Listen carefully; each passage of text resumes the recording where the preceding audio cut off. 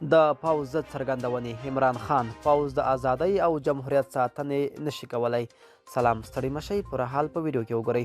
د پاکستان پخوانی لومړی وزیر عمران خان په لومړي ځل د دې هیواد د پوځ پر ضد څرګندونې کړې دي. نوموړي ویلي چې یوازې ولس د خپلې ازادۍ او جمهوریت ساتنه کولی شي. پوځ یا بهرنی ځواک په دې برخه کې مرسته نشي کولی. عمران خان په خپله ټویټر پاڼه یو ځل بیا د خپل حکومت نسکورېدل لویه دسیسه وبلله او د سملاسي ټاکنو غوښتنه یې وکړه. ټاکل شوی عمران خان نن چهارشنبې په پېښور کې د خپلو پلویانو په منځ کې یوې جلسې ته وینا وکړې. عمران خان 4 ورځې وړاندې وروسته له هغه له واکه لرې شو چې اپوزیسیون ګوندونو یې په قومي اسمبلۍ کې پر ضد د نه باور رایه ورکړه.